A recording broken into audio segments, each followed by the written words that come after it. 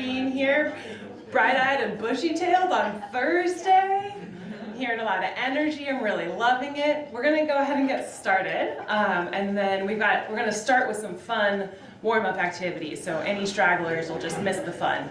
Just kidding. The whole thing it should be fun. My name's Elise Mann. I know many of you. I'm with IDE Wash.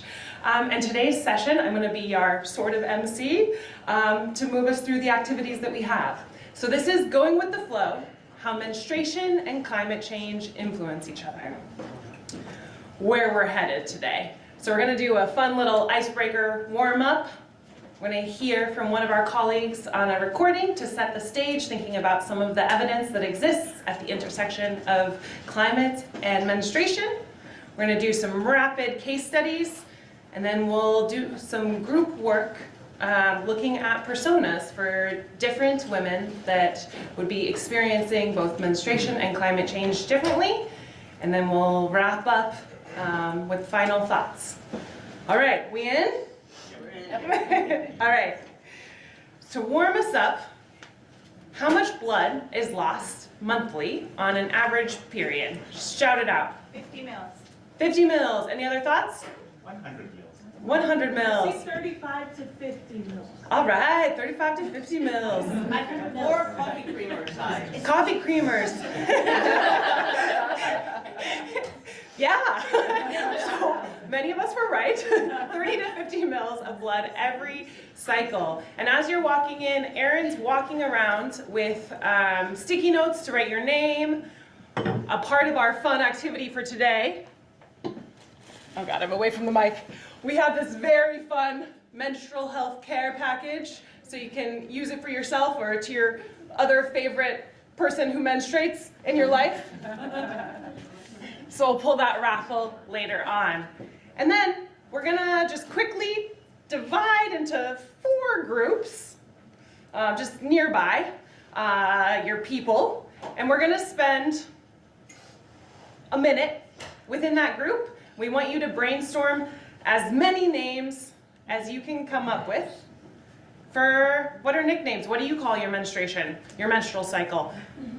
We want to hear it in different languages, in your context, whatever you normally refer to.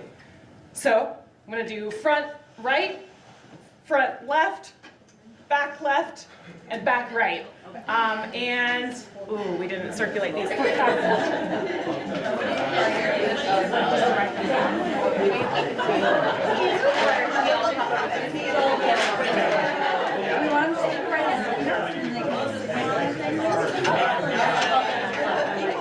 Easier to distribute.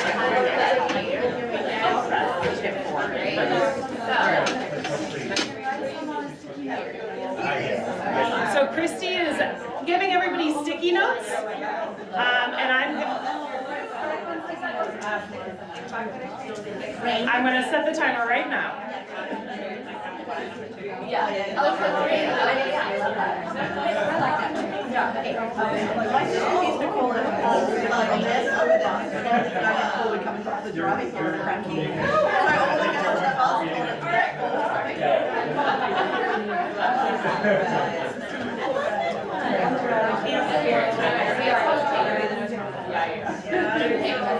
Oh, no, it's okay. Okay, so, Paul. Period. Do you want to show the page?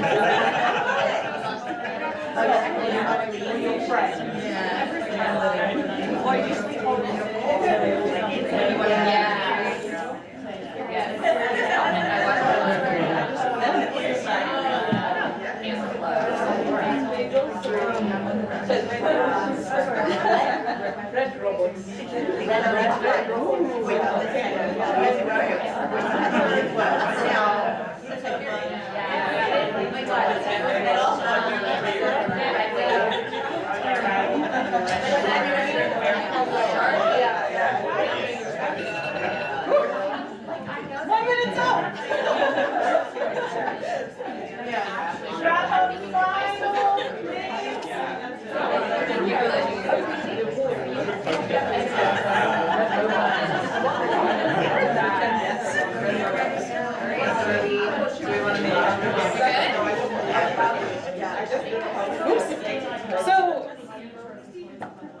wrap up? Let's wrap up. I know that's very rapid, just a very rapid brainstorm. Warm us up, thinking about menstruation, thinking about how we talk about menstruation. What surprised you? Any new names, nicknames you haven't heard of before? Shark Week. Shark Week, okay. Other ones? Hole. Hole? Hole. How about the personal? Okay, I got it. Monthly flower. Monthly flower, Red On the robot. blob. On the blob. On the blob. On the blob, Red Robot? Is that what I heard? Red Robot? Okay. And did you notice any themes? I know it was very rapid in your small groups, but things that came up, noticing what other people said. Lots of humor. Lots of humor. Yeah, really important reflection. High stakes drama. High stakes drama. Yeah, we've got some high stakes drama in menstruation. There's stuff about like like courses or monthly or there's something about like, the cycle. Yeah, the cycle, the regularity. Pain. Pain. Yeah. Direct references to pain? No. Shark Week sounds like Shark Week does sound a little. Crankiness. Crankiness. Crankiness, yeah, the moodiness. Totally. Yeah, and I mean, we also don't usually call it menstruation, right? Like I'm not usually being like, hey, I'm menstruating. I'm usually talking about my aunt Flo. Perfect. Thanks so much, everyone. We're gonna move into our first presentation of setting the stage. Let's see how my tech goes here. Jane, unfortunately, wasn't able to be in person with us, but let's see how our tech goes. Hello, I'm Jane Wilbur, and I'm an assistant professor at the London School of Hygiene and Tropical Medicine. I'm going to talk about the intersection of menstrual health, climate change, and disability inclusion. So climate change refers to long-term shifts in temperatures and weather patterns, and these changes disrupt wash services, affecting health, livelihoods, and further increasing vulnerabilities, pushing people deeper into poverty. People with disabilities have less access to wash services at home, and this will likely worsen through climate change. And of course, wash is vital for menstrual health. The people with disabilities are also one of the groups most vulnerable to the effects of climate change. So they're more likely to live in dangerous areas, and they're up to 4 times more likely to die in natural disasters. But a shockingly small amount of research and policy focuses on the impact of climate change on people with disabilities. And most countries have failed to include people with disabilities in their climate action plans. So we can see that inequalities for people with disabilities are likely to deepen. Climate change also affects menstrual health in several significant ways. I'm going to briefly outline them now and some of the impacts, but we will hear more in-depth insights from Splash, IDE, and World Vision. And importantly, we'll hear and learn about efforts that they're doing to address these challenges. So for droughts and water scarcity, it reduces menstrual health as scarce water is often prioritized for other activities like agriculture. So a shift to survival. And this leaves less water for menstrual health, including washing the body and reusable menstrual materials. Heavy rains, floodings, and cyclones further complicate menstrual health. For example, during floods, people with disabilities and those without disabilities struggle to dispose of menstrual materials. Many are forced to store used menstrual materials without washing them in the home, as they can't leave their homes or navigate waterlogged paths. Evidence from Cambodia highlights these challenges, while research that I'm leading in Bangladesh that looks at disability, wash, and climate change reveals that people with disabilities often slip and fall on slippery paths, and they sustain injuries, and that increases their dependencies on caregivers. Similarly, evidence from Bangladesh and Cambodia show that even those who can leave their homes, even those with people with disabilities can leave their home. They might dispose of single-use materials in floodwaters or wash their reusable products in water contaminated by human waste because of overflowing latrines. So this leads to further environmental degradation. So this is for people with and without disabilities. And drying reusable menstrual materials becomes nearly impossible during heavy rains following cyclones. In Vanuatu, research shows that caregivers of young women with intellectual disabilities reported staying at home during the cyclone because evacuation centres lacked private, safe and spaces for their daughters to change their menstrual materials. This example clearly illustrates how gender, disability and menstrual health and climate change intersect to deepen inequalities.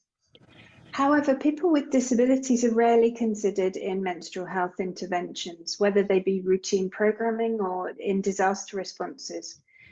We'll hear more about an innovative intervention in Vanuatu that's beginning to address this gap. Rising sea levels and salty water also affects menstrual health. In areas that are affected in this way, women and girls with and without disabilities often wash their bodies and reusable materials in salty water. And this can lead to rashes, burns, skin infections. And this is reported in Cambodia and Bangladesh in different settings. In addition to these physical impacts, climate-related events also disrupt the supply chain for menstrual materials, with shops closing and access to materials becoming limited. And despite these clear intersections between climate change, disability and menstrual health, very little evidence exists on these issues. There's an urgent need for academics, practitioners, rights organisations, private sector and people experiencing the challenges themselves to collaborate on action research. And this means working together to understand the challenges, design interventions to address them and evaluate their impact. From there, we'll be able to see what really works and then scale up solutions that improve menstrual health for people with and without disabilities, while also considering planetary health. Thank you very much for listening.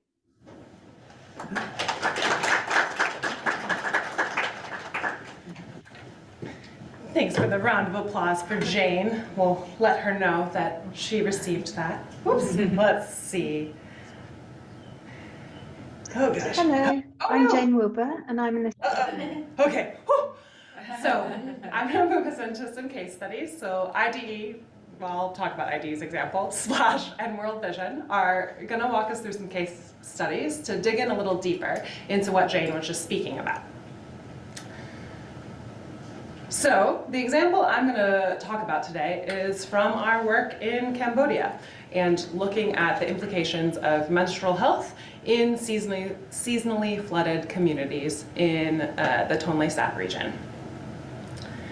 And for IDE, as we think about building markets to deliver solutions around menstruation, just to orient us here, is that we're really thinking about the role that entrepreneurs can play in ending period poverty. So understanding what some of the challenges are and some of the limitations in the types of experiences people are having when it comes to menstruation, so that we can start to see ways in which markets and entrepreneurship and businesses can deliver that.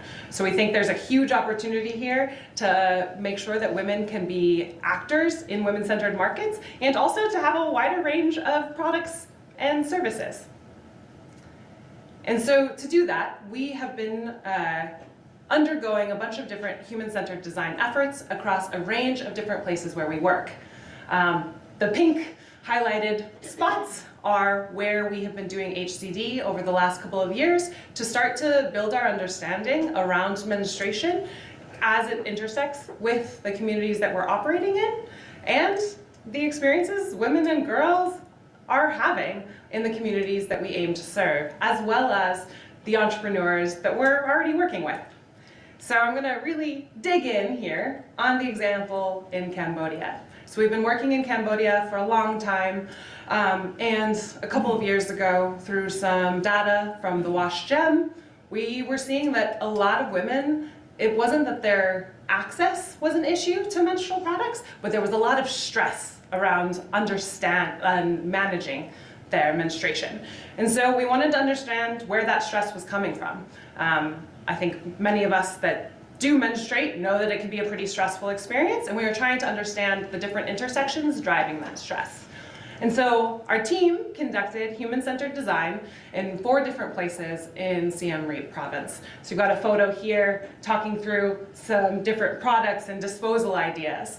And pretty quickly, we heard a lot about the ways in which menstruation intersects with just about everything, and especially the seasonally flooded communities that we're operating in. Many of you are familiar with this, and sorry about the weird color on the slide here, but we wanted to understand this experience of the menstrual health product journey from products and sourcing through use all the way through disposal. So just trying to gain, as a starting place, a better understanding of what was most comfortable. What were people wanting to use? What were people using? Why not? How did that intersect with the rest of their lives? What were the advantages and what were the disadvantages? And what did that start to teach us around what people's day-to-day lives were and are? And I think what I want to highlight here, especially as we zero in on the presence of water, is how challenging and the additional layers of challenge that comes in when we're talking about a lot of water. So some of this human-centered design was done in seasonally flooded areas in Siem Reap province, so in the Tonle Sap. And there's seasonal flooding for 6 months of the year. We're talking about meters and meters of water. And that leads to a number of additional challenges that women and girls are facing in managing their menstruation. So for up to 6 months of the year, it's really hard to dispose of your products. So what we learned from a lot of women was that they had access to products, but it was really challenging to dispose of them because their normal behaviors were burying or burning. And you can't bury or burning when we're talking about 3 meters of extra water. And so disposal is what we really zoomed in on in trying to understand some of the challenges that people were facing. So with seasonally flooded areas, you see the difference between non-flooded areas. So burying, common behavior across both. But this long-term storage is really different for the seasonally flooded. So women were telling us that they were either disposing of products into the water or they'd keep it in a big bag in their home and store it there for up to 6 months before they could dispose of it once the water had receded. And that has some pretty major smell and health consequences. And we also know people have been menstruating for a long time and are already innovating and driving their own solutions. And so what we were hearing is LBOs, which is a latrine business owner within IDE's wash work, are adding additional variations into our products to create more ventilation so that there's more air if you're storing that product for 6 months of the year. They're thinking about different ways to make that smell less prominent. So thinking about storing used pads in plastic bags and putting them next to the zinc walls so that you've got that natural pasteurization happening. And then, we know that with menstruation, this is not all about product. And I would argue that product is even not that important, all things considered. And the menstrual beliefs we were hearing during this HCD were pretty challenging as you think about how it intersects with climate change. So we're hearing about beliefs that the body is cold, so that one shouldn't make it colder, and that instead you want to be making it warmer. We heard about people taking antibiotics more generally, and not for a particularly targeted reason, but not being able to drink cold water. And then anecdotally, we're hearing about a lot of heat stress. And so what I hope that we all take away from this is really that we need to be thinking about climate and the experience not just of water or of product access, but the ways in which all of these things intersect together so that we're really driving livelihoods and well-being for people who are menstruating. Thank you so much. I'm going to turn our next case study over to Emily.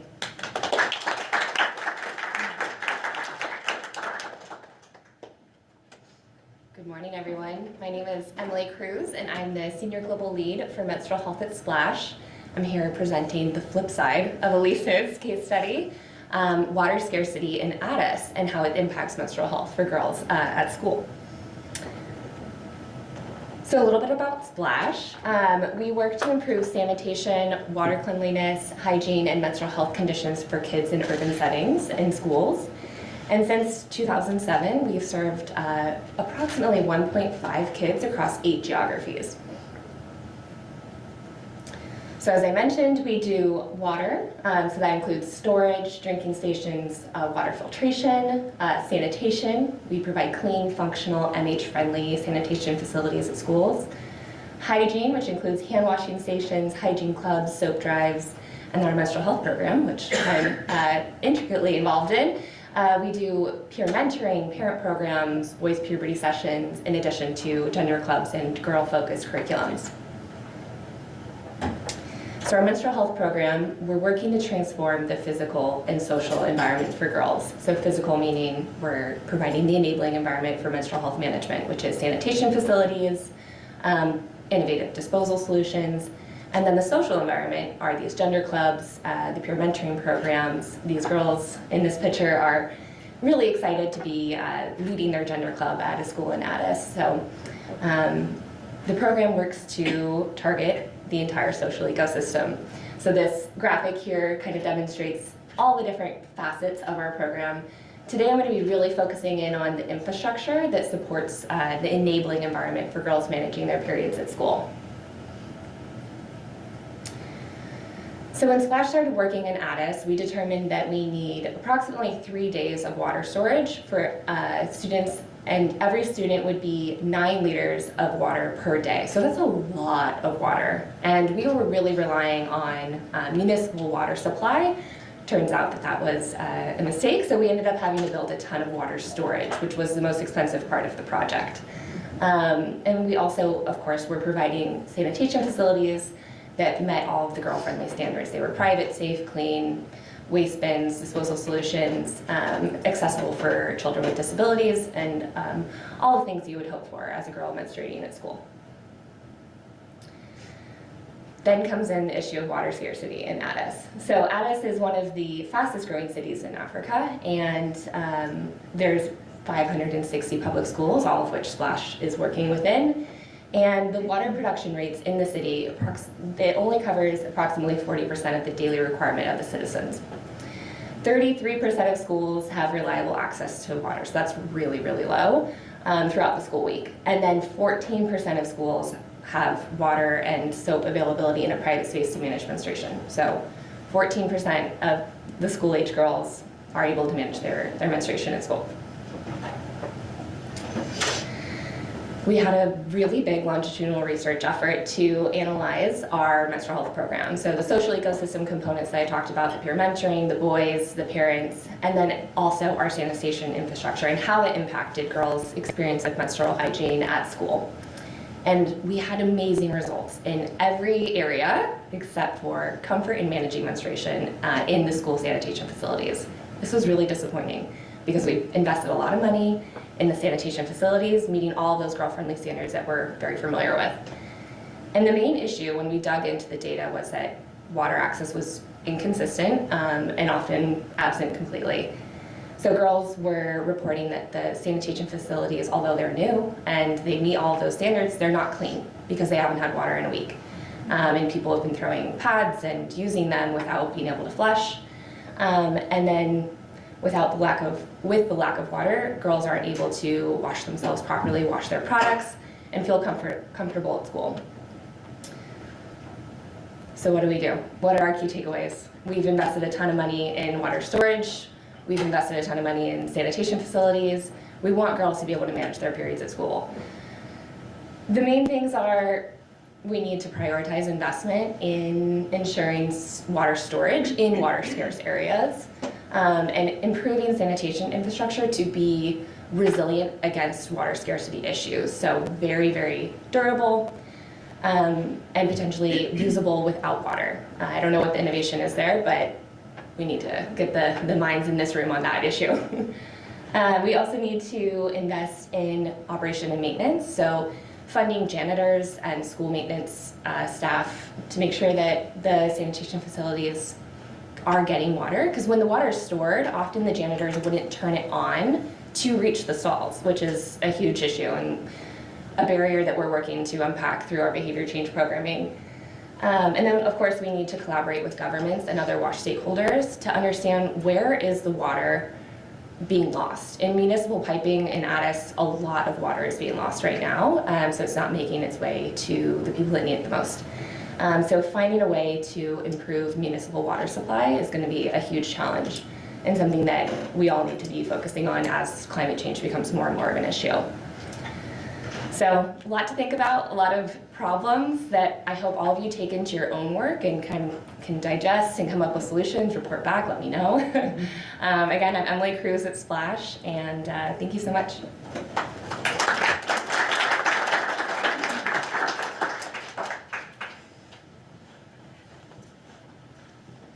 Good morning, everyone. My name's Christy Urich, and I work with World Vision. And I'm presenting, unfortunately, I did not have the privilege of getting to work directly with this project. So I get to share on behalf of Jane, whose recording we watched, and my colleagues with World Vision Vanuatu. I got to help with a little bit of documentation of late around this project, but I'm presenting on behalf of others who did the work. But it's a really interesting project. That way I can praise it all I want, because I have no credit I can take for this.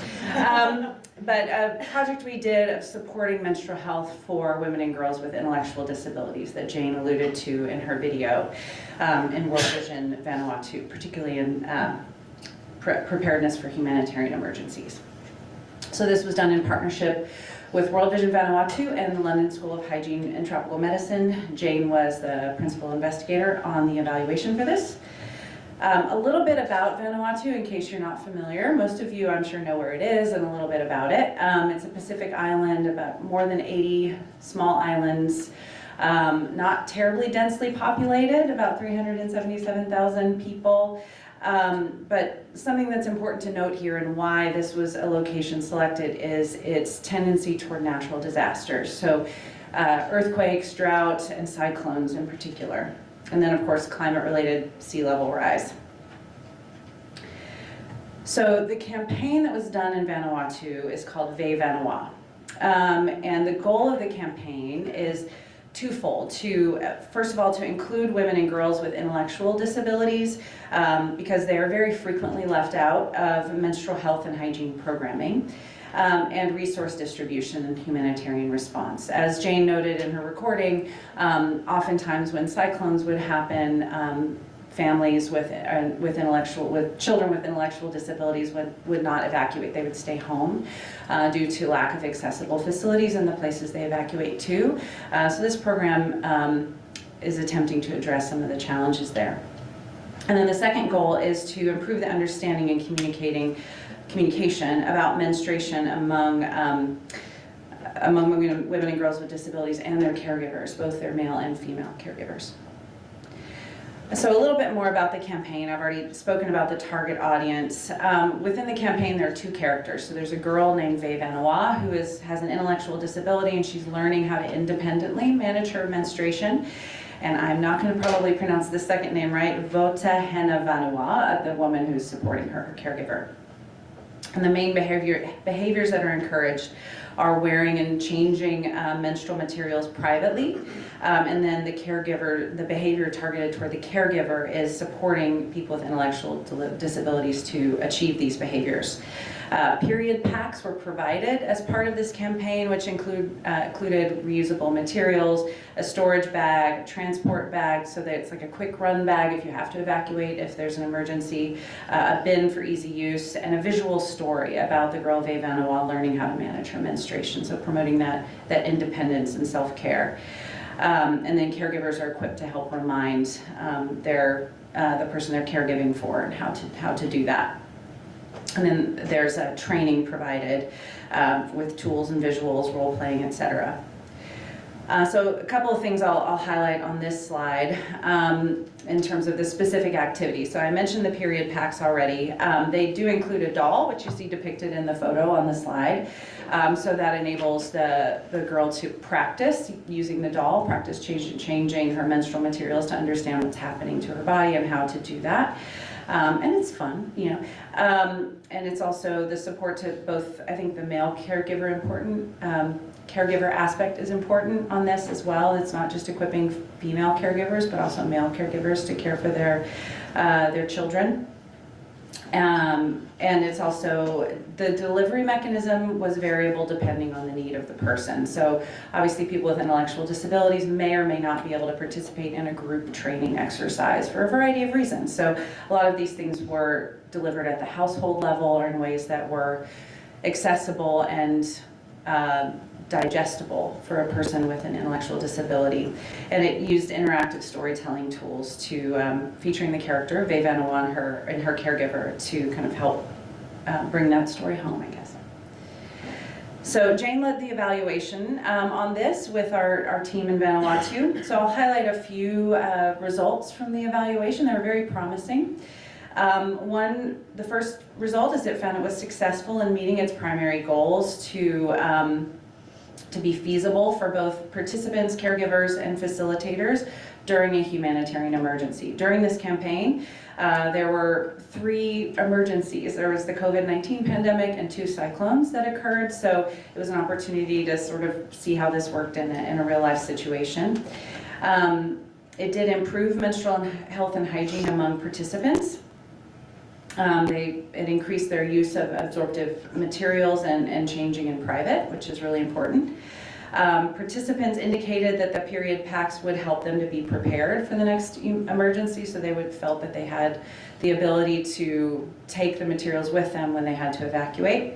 Caregivers indicated that the intervention increased their ability to provide menstrual care. They felt more equipped and capable to support their child or their dependent person on their menstrual care.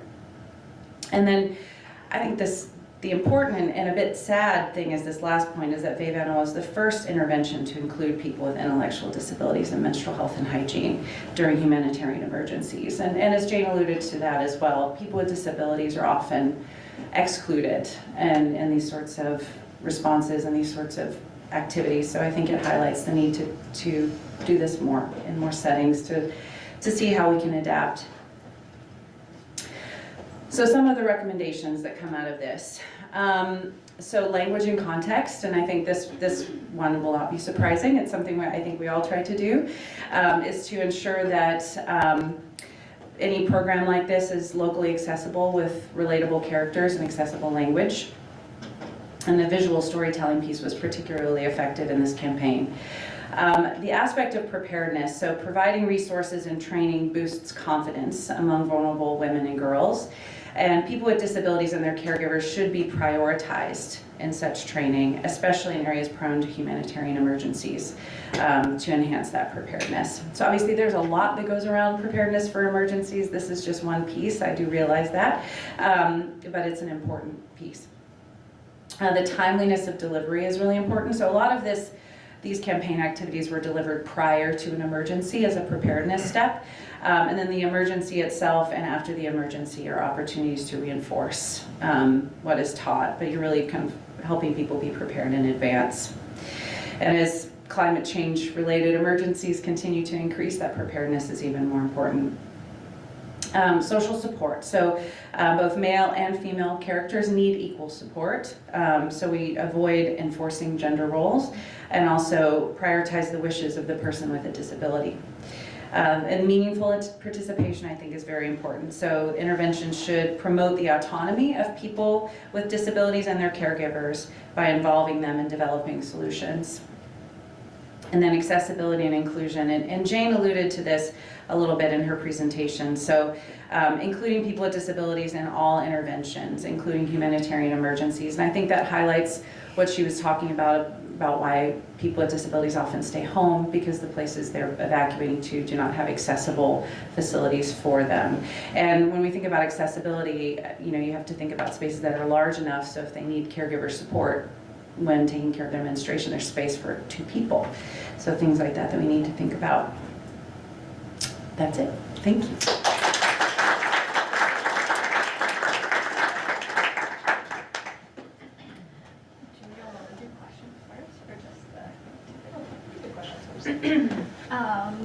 Now is the time for questions, if anyone has questions for any of the presentations.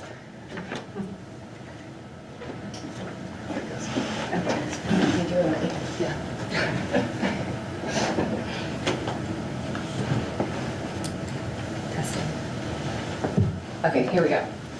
Saw your hand go up. Hey, thanks for that. I remember seeing Jane's presentation a couple, maybe 3 years ago around that project. Yeah. Has there been any further work on it since that first intervention?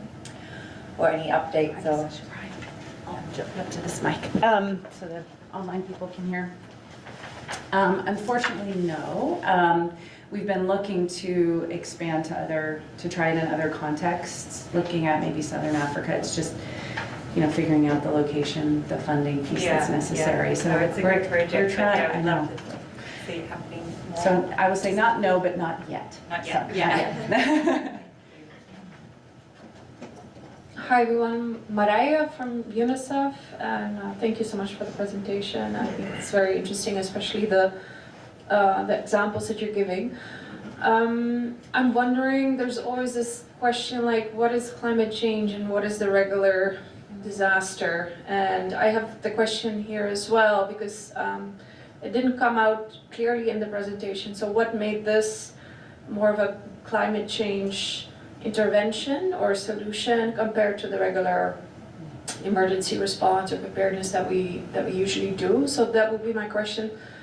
And in addition to that, there are some other newer connections between climate change and menstrual health that we're also learning about. For example, experiencing more pain due to heat stress caused by changes in hormone levels. So I'm wondering, and I was really intrigued by the whole thing about the body being cold versus warm, and I think that's such a critical issue that needs to be addressed because you're, so I'm just wondering, like, were you aware of this? Did you deal with these issues in terms of the beliefs and the education piece around it? Thank you. I'll jump in really quick on the other facets of climate change and its effect on menstrual health. I think there's a real need for more research on understanding exactly how climate change and weather changes are affecting women's hormone levels. I think it's incredibly interesting.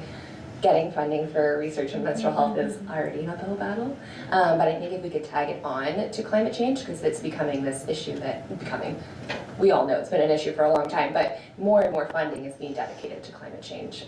So I would love to see more research on that. And then in terms of these being just regularly occurring disasters or a product of climate change, for water scarcity, it's only getting worse.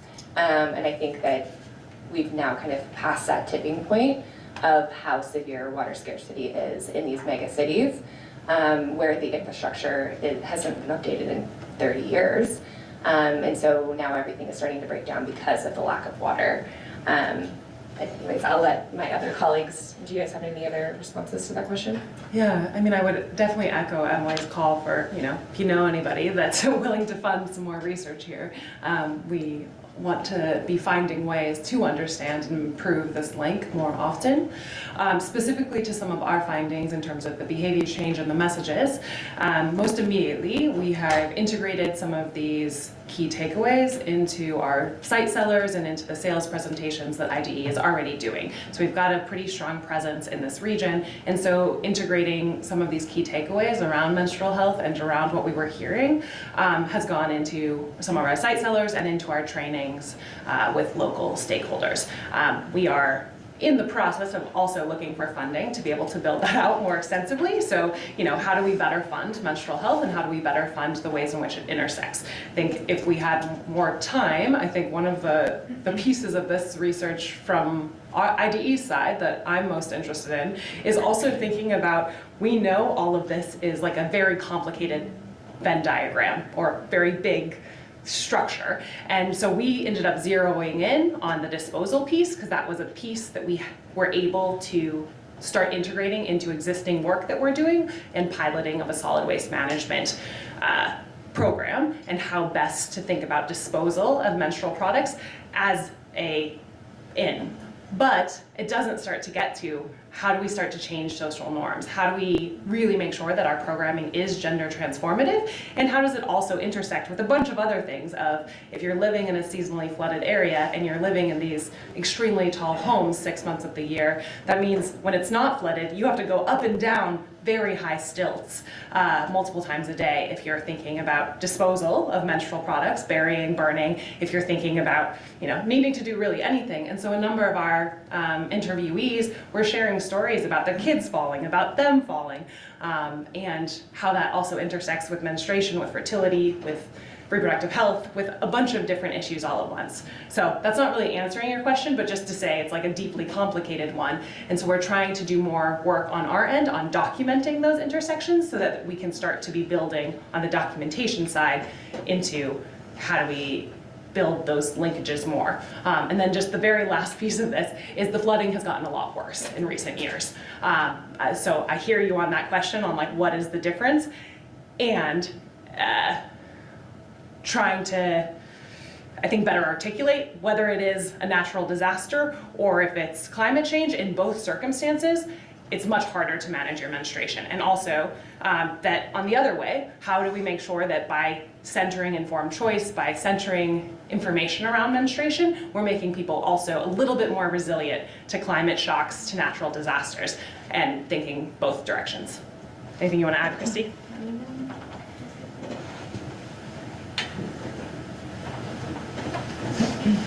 Hey guys, nice presentations. I'm Jerome from working in the Netherlands at the National Institute of Public Health. We sit underneath the Ministry of Health. We work a lot around climate change, waterborne infectious diseases, and water quality and quantity. But it's often with utilities, water authorities, etc., etc. From the public health lens and the challenges that you mentioned, did you identify clear impacts of some of the problems that you share? You mentioned washing with salty water, creating rashes. You mentioned long-term storage of soiled materials.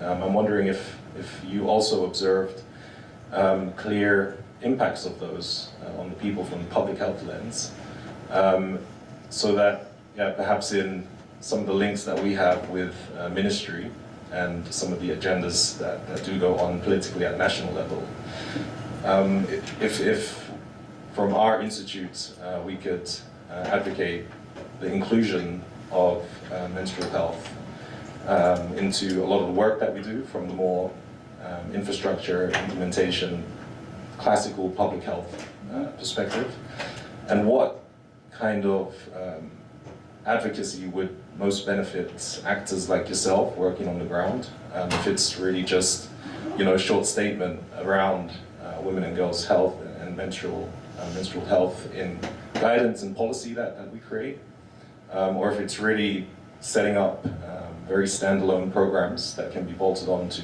much bigger programs. Yeah, I hope that's clear. I'll take it first step. So in the water scarce scenario, we would love to have more research on the impacts of girls not changing their menstrual materials and increased rates of reproductive tract infections. We don't have that data at Splash. I believe there's quite a few organizations that have made that link. I don't have those data sources like at my fingertips, but it's probably not the biggest body of research yet, but there so funders in the room. I think there's definitely a need for more research on that.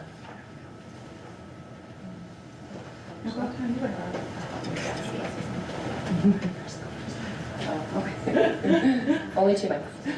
I know. Sorry, and if there are people online, I don't know if we can see their questions, we'll have to look. But I would say for my part, specifically how policy should happen, I'm not sure, but I do think inclusion of persons with disabilities in infrastructure and behavior change related interventions associated with climate change are extremely important and very underemphasized, because I think there's important intersectionality there that has to be prioritized, and with policy there can come some funding to support that. So that's one thing I would add, I think.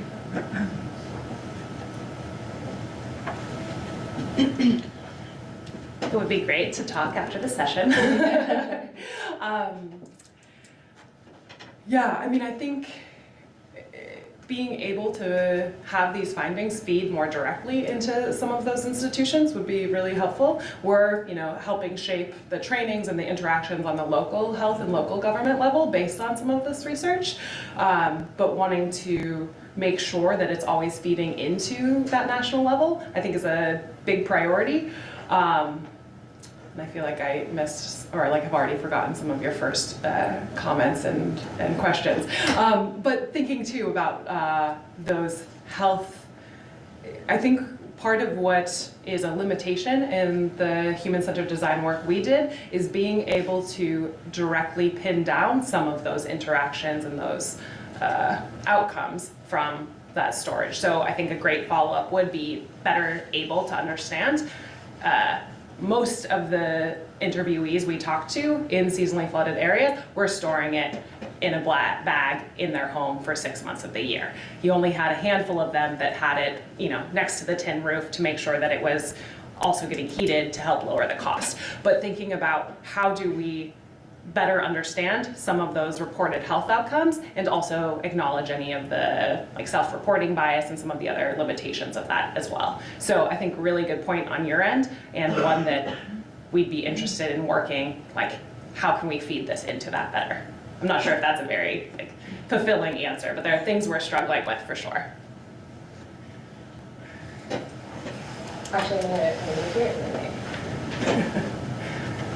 Thank you. I have some questions in regards to the Vavanua project, and I appreciate that perhaps you weren't there, so maybe these might be harder to answer, but I was really curious about the caregivers and the emphasis on there being men and women caregivers, but I'm also wondering, were the caregivers primarily mothers, or did you see other caregivers, so fathers or sisters or brothers, or what was the sort of makeup of the kinds of caregivers you saw participating with their person to support them? And on that as well, with the emphasis on there being need for equal support for male and female caregivers, I was wondering if there were opportunities that the team noticed for gender transformative interventions in terms of shifting norms and shifting gender norms in that space, if there are already people engaged in that in their day-to-day.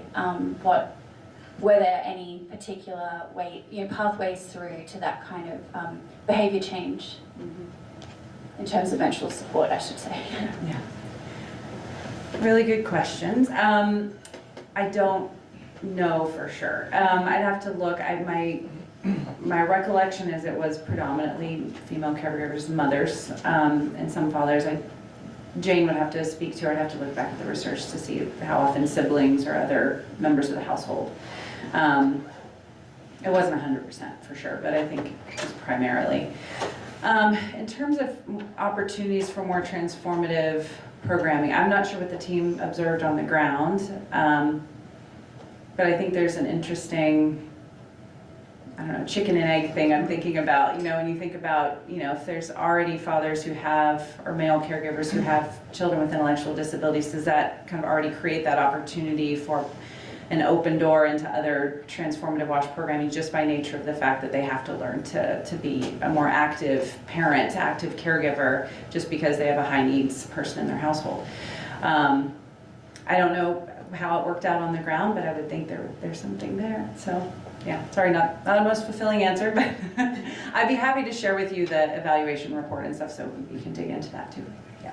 All right, so I'm going to limit us to 2 or 3 more. I think I'm going to do that. We'll have more time for questions at the end. I'm really happy that everyone is so eager to ask questions, so.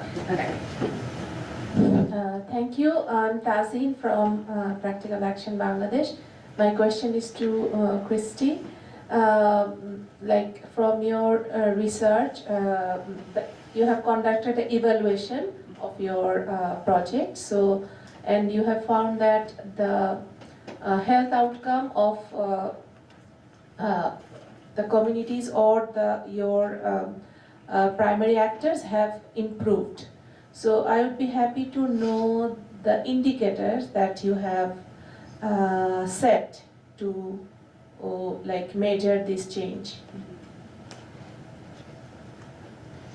I have your email, so I can share with you the full report, but they looked at things like, use of menstrual materials before and after, knowledge change, things like that. So I'm not sure what the specific health-related indicators were, so I'd have to look at that with you. But those are at least some of the things I know. So yeah, but I can share that with you. So yeah. Hi, I'm Lindsay with World Vision, and my question is for Christy, my colleague. Christy, I love about the Ve Vanuatu project that, or Ve Vanua, sorry, combining those, that it targets people with intellectual disabilities specifically, because I think so often in our programs we include people with physical disabilities and intellectual disabilities under one umbrella of people with disabilities, and they might have very different needs or ways of working with those populations. So I was wondering, in Jane's, how she talks about this project, if she kind of talked about the importance of that or the impact of that or the challenges of that, anything about that, working with that group specifically rather than just focusing on people with disabilities in general.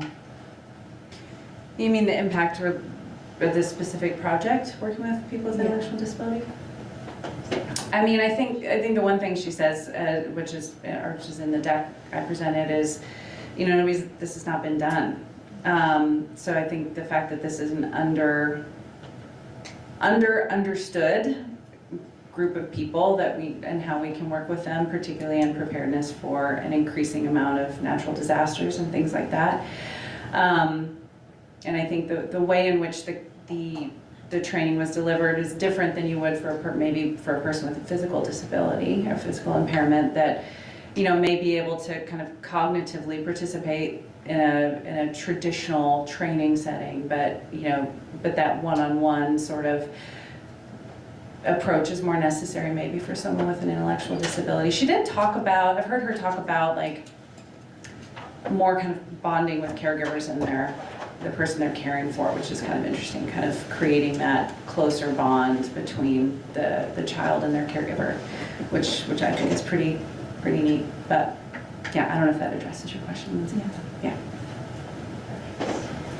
Hey friends, Julia Rosenbaum from FHI 360. My question is a little bit focused, myopic, but I think with bigger implications than Cambodia. I'm really interested in sort of taxonomies of garbage, trash, how people sort of sort in their minds what stuff is. And we all know this, but like in the hygienic environments for animal feces, we public health people think of it as all garbage, but in fact it's often gold. Fuel, feces is fuel and building material. And did people, they store their menstrual materials for later disposal, but did they separate it out? It was only the pads that they stored. Any insight? I mean, it's kind of interesting that they didn't just sort of garbage or household garbage or anything more on that? Thanks. No, that's something we were wondering around too. And no, we don't unfortunately have any more insight on that. Right now, part of what we're doing as one of the next steps in the larger work is a solid waste management pilot. And as of right now, we're trying to understand if that, like just a broad, like are we, we don't need to separate menstrual products, like are people just gonna dispose of everything together? Or is that not going to play out that way? And we're like underway in that pilot right now, so hopefully I can tell you the answer to that in maybe 6 months.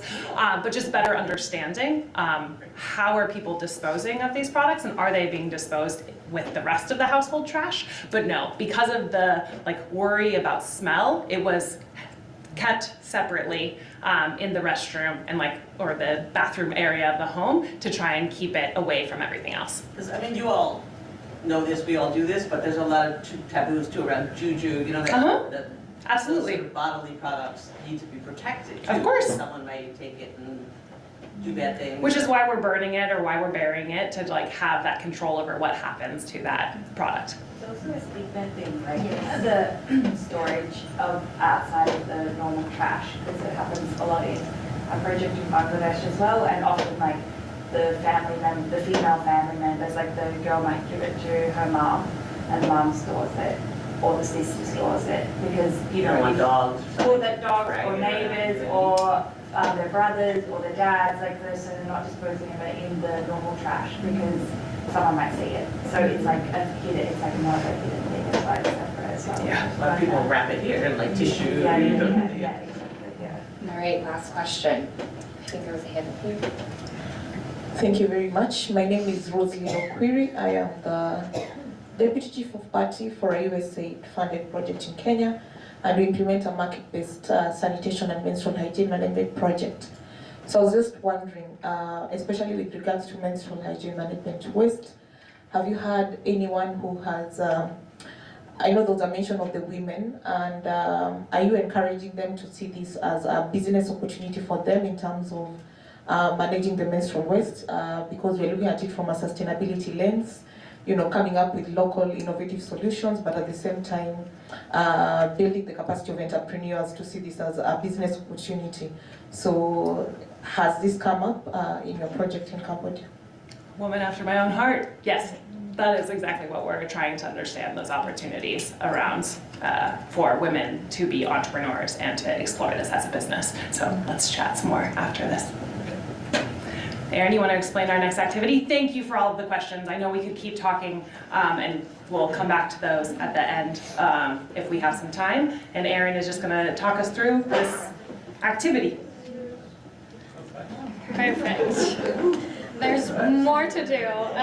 We know that there's tons of menstrual expertise in this room, so we're excited for you to participate in our group activities, and we're going to be giving you all different personas from each of the 3 presentations that you've heard about, from too much water to too little water. And just as a background, personas are a semi-fictional character which are presented to show particular collection of characteristics, needs, behaviors, attitudes, and beliefs.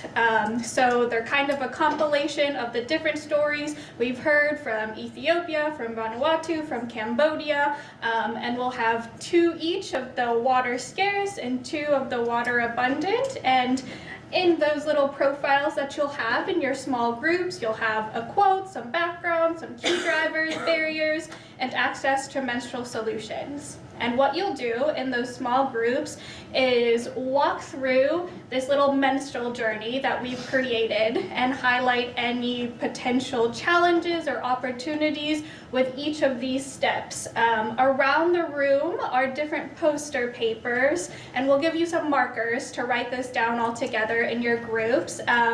But for this caretaker in Vanuatu or a young schoolgirl in Addis, you'll look at what their introduction to menstrual health might have been like, their different menarche, more so around traditions and beliefs of those certain places. We know that you're not from there, but also bring back past experience you have of young girls menstruating, menses, capturing all of the flow, the pain, the premenstrual symptoms, and mobility we've heard a lot about, payment and access to different products, washing and drying if it's someplace. I think in many of the places that people, or that we've heard from in the presentations, a lot of it is centered around reusable menstrual pads, disposal, and then perimenopause and menopause as well.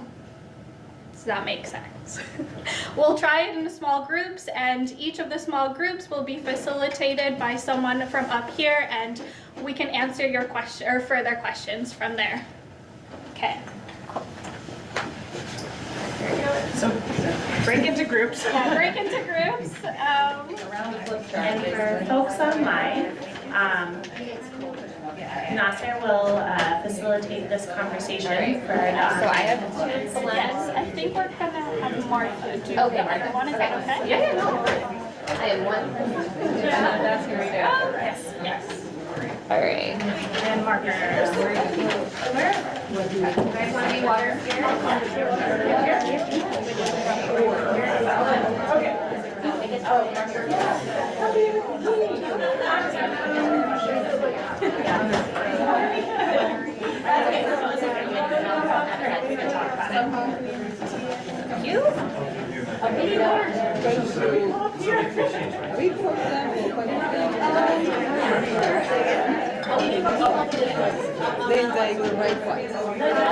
We'll write like 1, 2, 3, 4, 5, 6,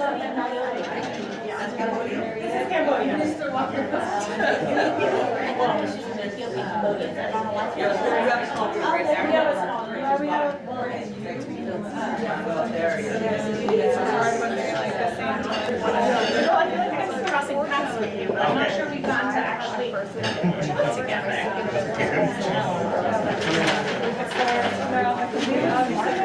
All right. You're sitting right there. So, wait, yes, they're right here. So we want to talk about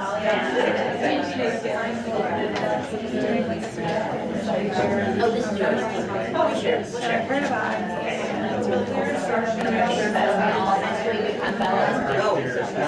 Okay, So start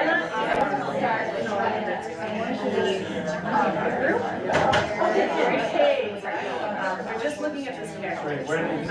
things start to fall apart for her. And so, sorry to show this. Does everybody know everybody in this room? I think so.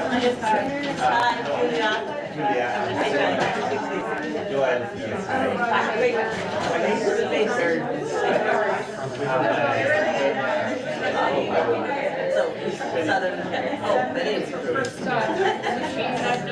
a lot of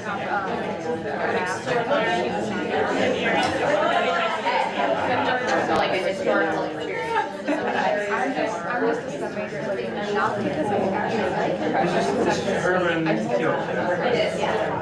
That's why. Yes, and I don't know me. I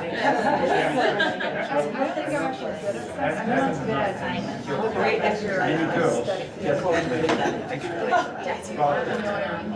I'm just good at studying, not that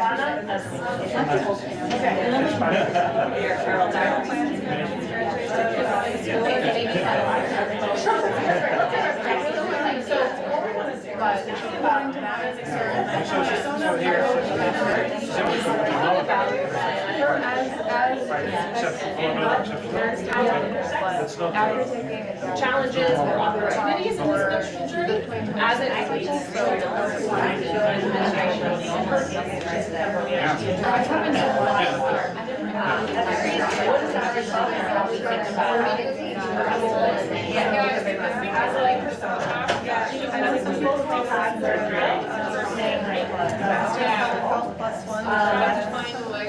Yeah, the pads are really much more on the mobility side of things.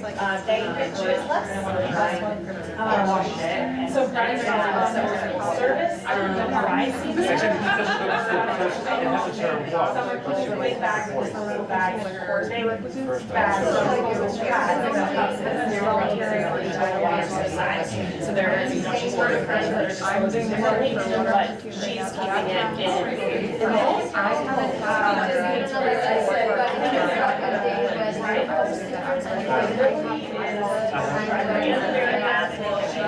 Scared about leakage. Mobility is making decisions around there's this bit of access to products, no quality.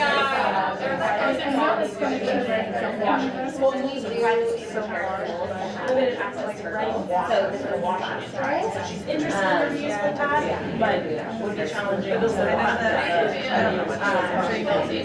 when you're but I think it's just my voice. I find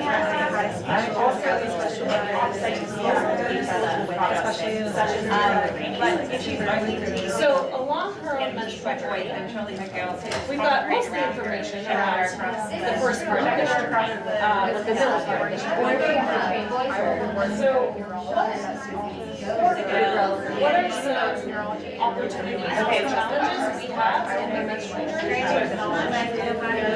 I don't know, if you ever decide you want to go. I would say we'll look at most of it is just Yep.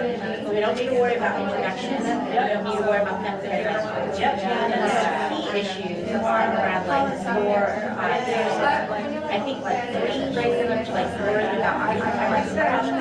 But then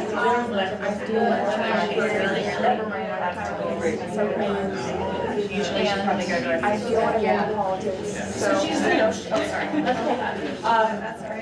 we know that she's interested in this disposal service potentially. And then she is also in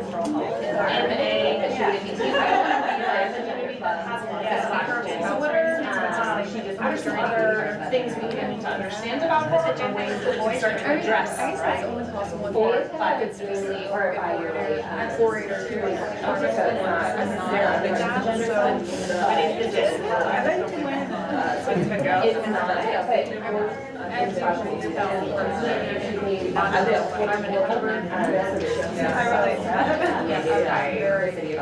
It's not, so communication, there's a couple boys and they participate more heavily in the MH. So they never stop sessions. I think really spot on the actual intention in the absence of us. Because there's no silent intervention yet, right? And the boy of products. Yes, well, and then what's child is everything. So my focus is that one also.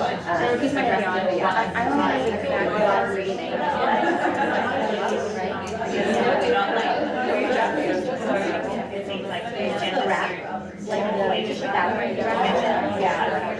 We suggested it, but he's my person. Is there something we need to think about or worry about?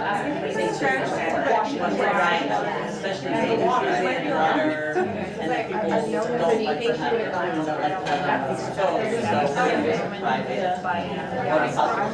for private Where are they trying to do it? Like, what do they do about their other stuff?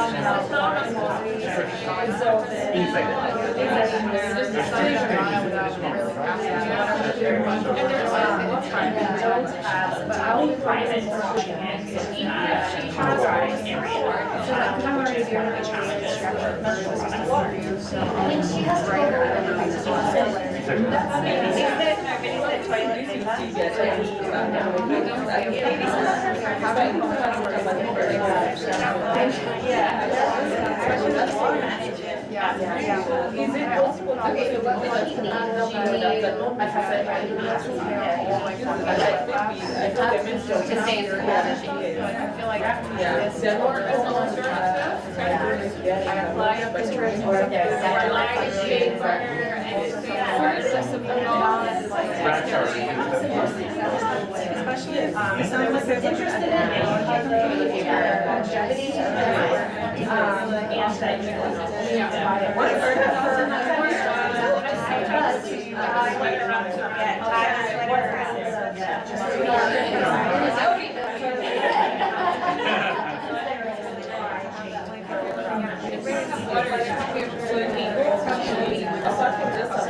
And she also might need like some like else or something like deep food, something from my having them you know, If it was me, I feel like if I had a water in Thailand, there's rain it's not really right? You know, down and then it sets it down.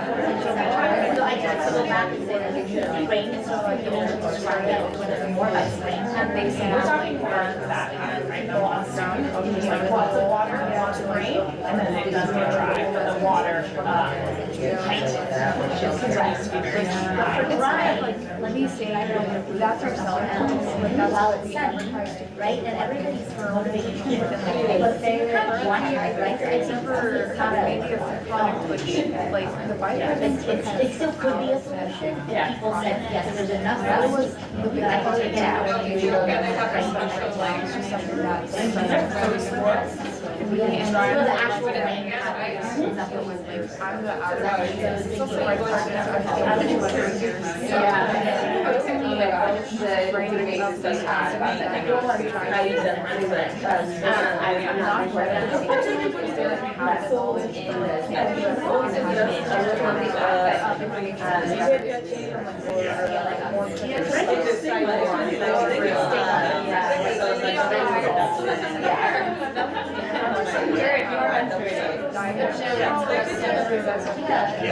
It's like you're drying underwear, and that's considered drying underwear by the pants.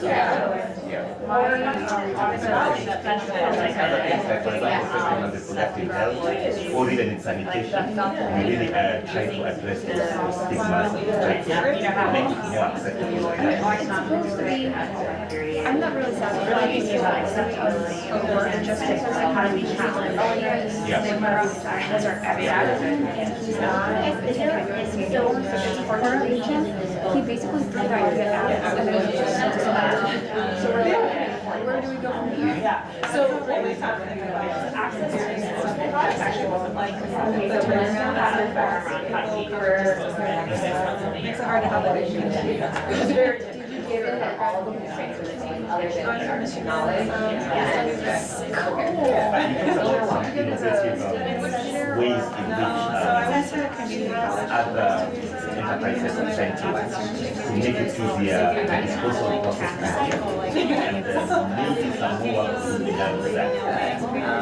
Yes, I'm in here because so on like storing and dry. Are there other places that we can be storing or drying?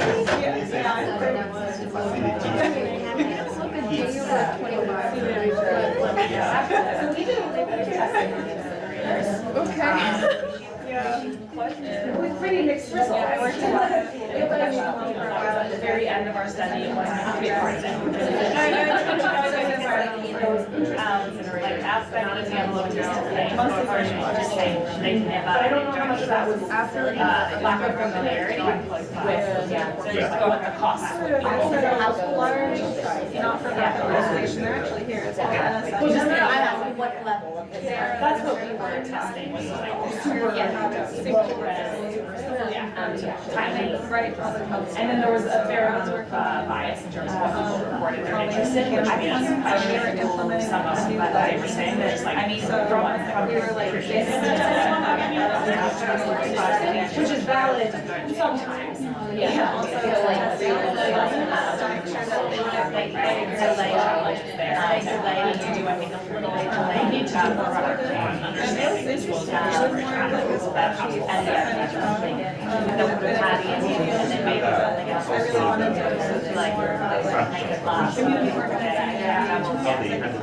And also disposal of people, toilets and all that. But I want Hanging the trees. Hanging the trees. So we do that, and then some that we use create systems that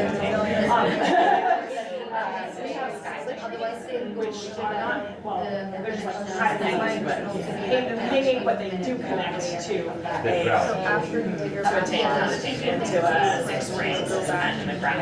But a number of people have that.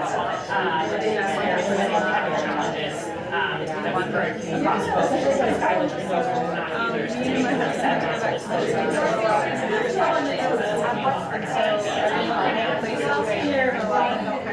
So, a real mixture of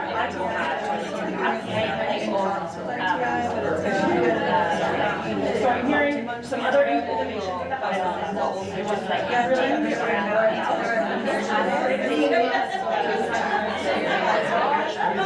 the funding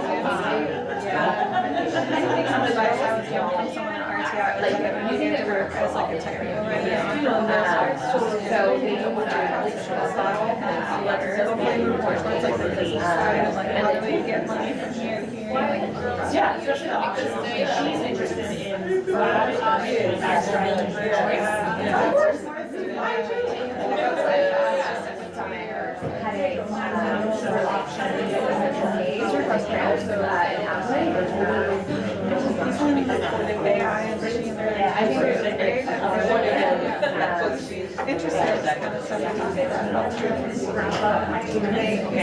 If there's any questions you want to answer, for just a moment. Just a 2-minute warning to start wrapping up your conversations, and make sure you pick one person in your group to just report back some of the ideas, questions, things that came up for you.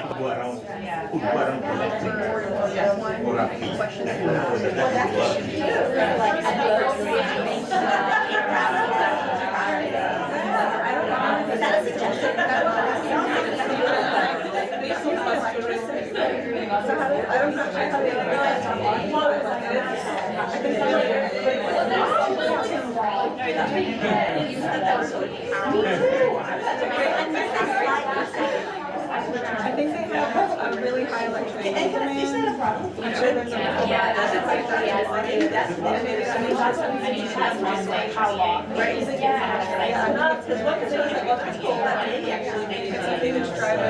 And that was all I questioned about the fact that are there other? It is that getting rid of the smell, which like was only like this. He's on like the hard Yeah, right. but like whatever else is like parts are there. That's what I was really separate.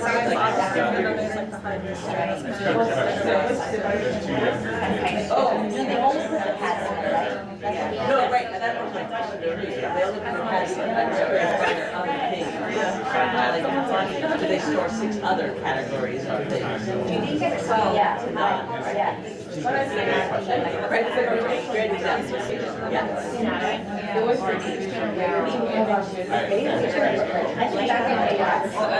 Oh, sorry, it's moving through. Yeah. And I think that we, also need to understand how to learn about I want to go out. I don't want to stay for any longer. Like that chaos. General, no. Did you go to the triangle? No, I am. I really know how to say. I want to go and white or Emory because my son's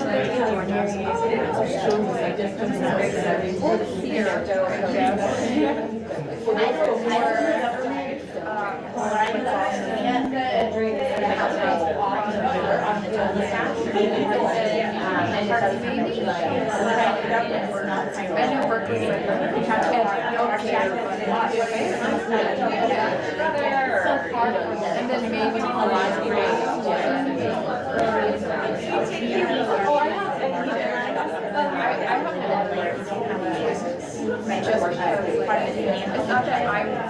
All right, let's come back together. I'm so sorry to cut off conversations.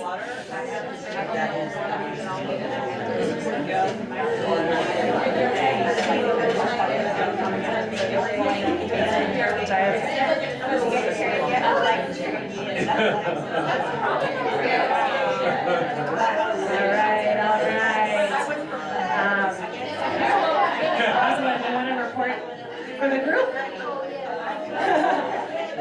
All right, everyone, let's pay attention to the front right.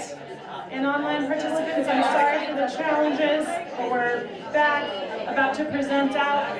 So who is Vana and what did we discuss? Okay.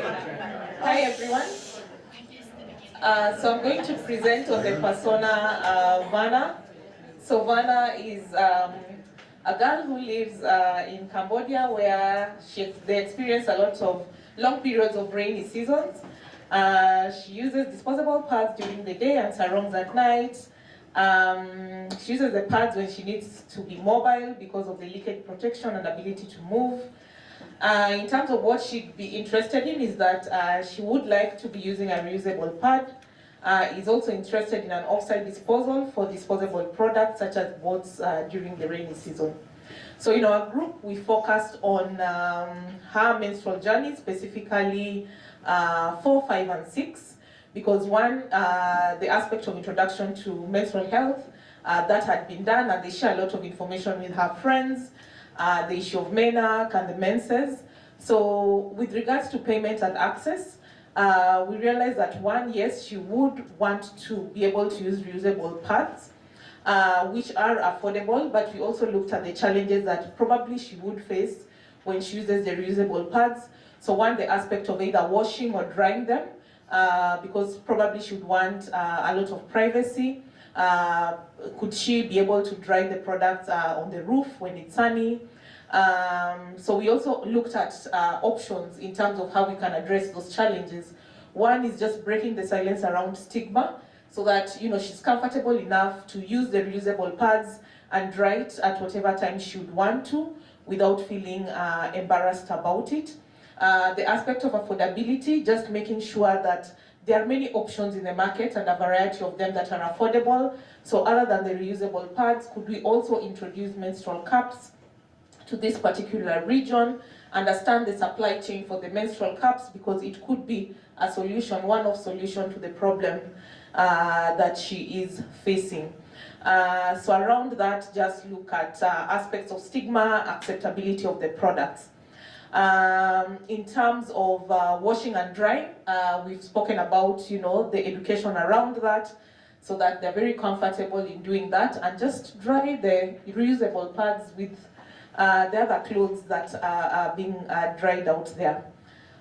In terms of disposal, there was an introduction of an incinerator at household level, but the uptake was not very good. But they still need to look at around a number of innovations, especially with regards to the disposal of menstrual waste, specifically the menstrual pad. So currently she has the option of the communal waste collection, where the boat comes in to collect the waste, but also think the issue of menstrual hygiene waste segregation, so that it is not mixed with the other waste. It is segregated at household level, and probably when the boat comes to collect, the boat is only collecting the menstrual waste and sees how to handle it. But there's need to really think about more innovations around this place, coming up with local solutions to this particular problem, because this community is really underserved. The aspect of also behavior change during the rainy season, because it changes. They go for 6 months during the rainy season, then they also have periods of sunshine. So what happens during that period, it's important to study that and understand, so that we can be able to address those behaviors. I think that's what we discussed. Thank you very much.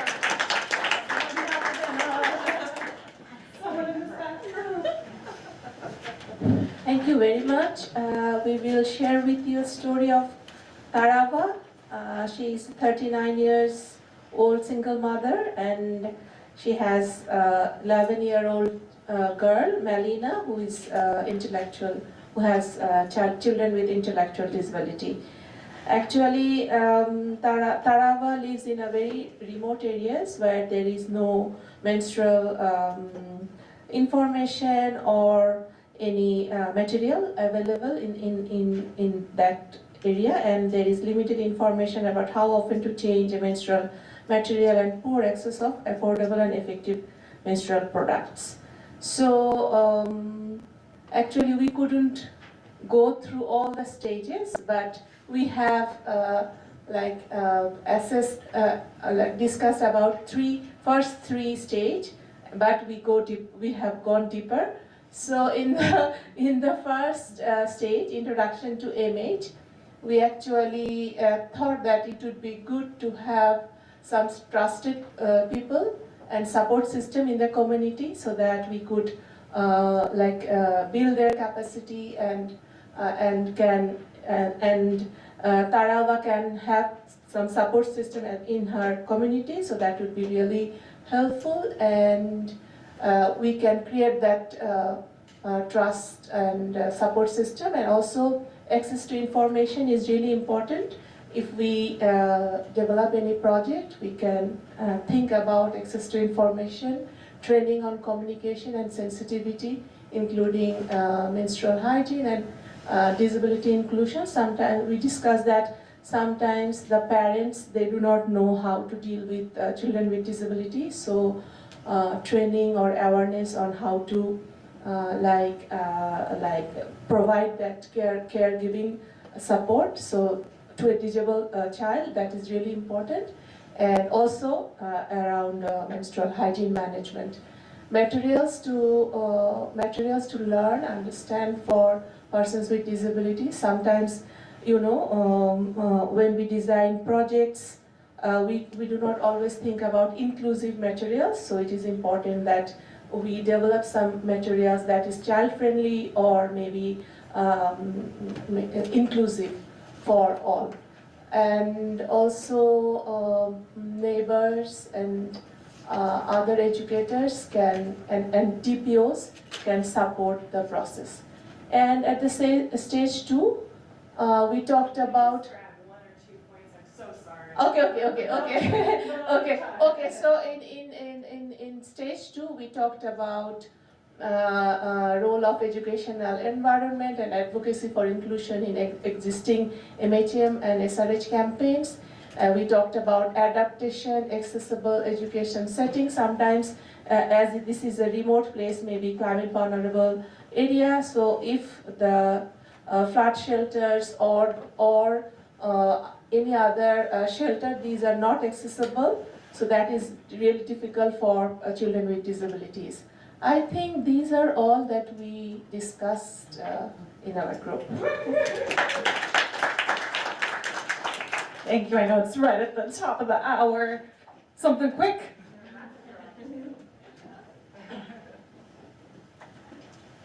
Hi, so our group, we discussed about Lilies. She's a 14-year-old. She has been menstruating for 9 months. She has 3 older brothers. Her mom works out of town during the week. Wants to be a doctor when she grows up and loves her science classes, very active and enjoys playing soccer during school breaks. And so when she got her first period, she was very scared and wondered if she needed to go to school or to the hospital. Blood worried her and she thought she was dying.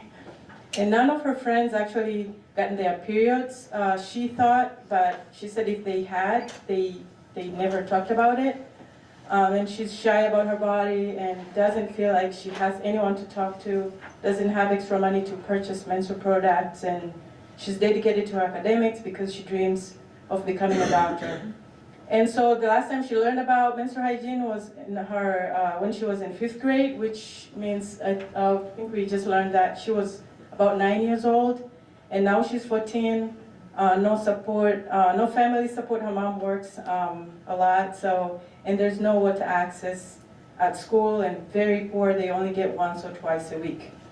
So we talked about, because it's probably that her friends are also around 14 years old. Maybe they're going through the same thing at the same time, but because they don't talk about it, they just, you know, they can't, they're all scared.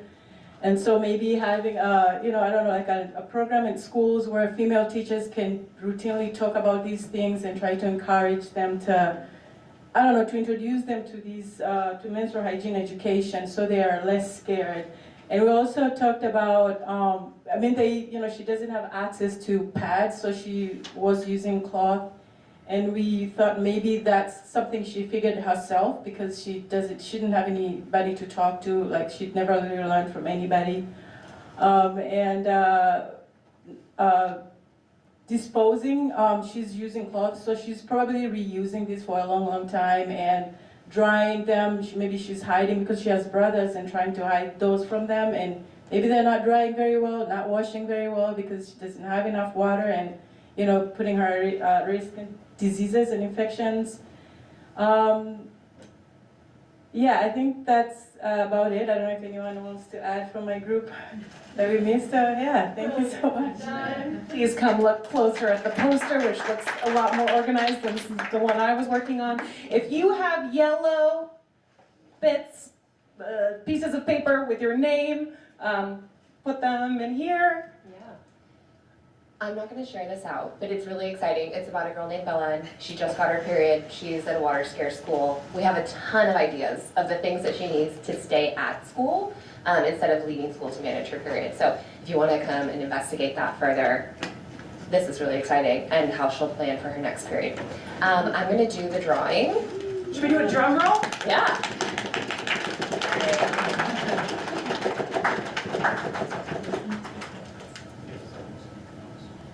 Erin Palomares. All right.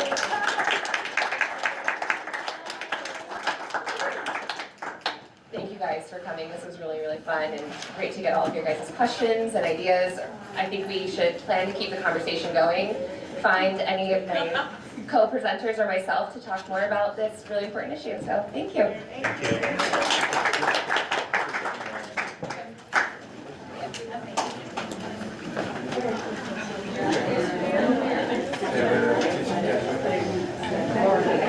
Yeah.